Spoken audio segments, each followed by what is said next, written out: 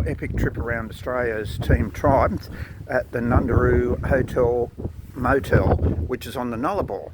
And one of the things that we noticed about it is, unlike the Nullarbor Roadhouse, fuel here is 180.9 cents a litre. That's 85 cents a litre cheaper than Nullarbor, and Nullabor's got Perry's delivering. So, Mr. Perry, if you're listening, your fuel is way too dear, because yes, guess what? Nullarbor and all those places, they have the same problems, generation, using diesel power fuel, and if they can sell 85 cents a litre and they're not a distributor, then boy, you need to do something if you want to keep people coming. But that's not the reason. Today I've caught up with Shaun. Now Shaun's a 27-year-old Australian that's riding his push bike, this free bike here, across Australia. Why is he doing it? Why are you doing it, Shaun? I think just a bit of adventure, getting out and seeing some places that I've heard about and seeing by car. But seeing it by bicycle is pretty different. Now, tell us about your bike, because I believe it's a bit of a hybrid type. It can go on and off-road. Yeah, exactly. I think because I like to go on the road to get some good speed up between places, but I like to also get off-road and to get into nature as well. So we've got the gravel bike for Trek, it's pretty good. And then the cool part about it is that you can get some big tyres on it. So these tyres are pretty nice. They'll roll pretty smooth on the road, but they'll enable you to get off on some gravel. I've also strapped it up with a bunch of water and all my camping gear and food and clothes and all that stuff in the back.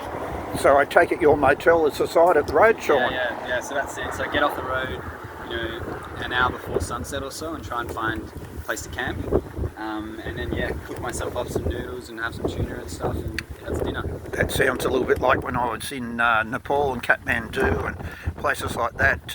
It was noodles. You had a choice of plain noodles or curry noodles, and the choice was such that there was 8 of us. There's 4 of each, so whoever got in first, and it was the noodles. And we actually only had four mugs to make them in, so you had to rinse them out and give them to your mate.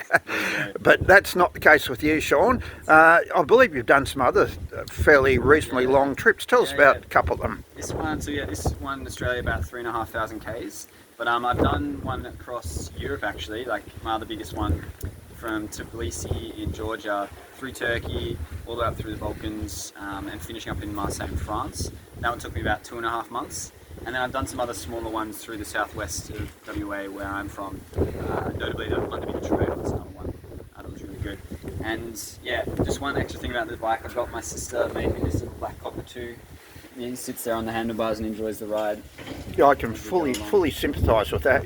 My bike over there, it's got a little bear on it. From day one, like I said to you inside, I had an amusement business. A young lad or someone won it, walked outside and threw it away, and I was wet miserable day, and I thought, you poor little bear. And that bear's now stayed with me, and it's been to 39 countries. But when you get through to Melbourne, is that the end of your bike riding, or you think you'll keep riding, Shaun? Yeah, it'll be the end for a couple months. I need to go find some work and settle down and make that my base. But in terms of my setup and future plans, definitely going to do some more. There's some in New Zealand that'll be really cool. Even a few extra places to explore around Australia. So definitely not the end, but the last one I planned for a while. Right, that's a little bit like what we do. Any advice for young people on getting out and seeing nature in Australia, rather than being the latte set in North Sydney or Richmond or somewhere in Melbourne? Yeah.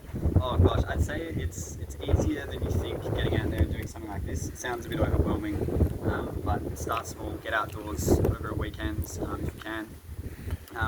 Just get out, and there's a lot to see, a lot of beautiful stuff out there that you wouldn't quite ever have the option to. So I'd recommend getting out there. Right, and Shaun, it's a little bit like us riding too. We get to meet very interesting people like Shaun. So do you have a social channel or anything, Shaun? Oh, I've got my personal, my Instagram.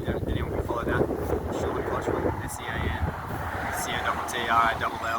Just that's the only thing I think I've got down on the socials. But Okay, so if you see Shaun out on the road, blow the horn, wave to him, don't blow him off the road, but more importantly, say hello on socials and think about getting off your butt and getting yourself or your family out on the road and enjoy some of Australia. And thank you, Shaun, for the opportunity to talk to you here on the Nullarbor, and we wish you all the best in this windy, wet day.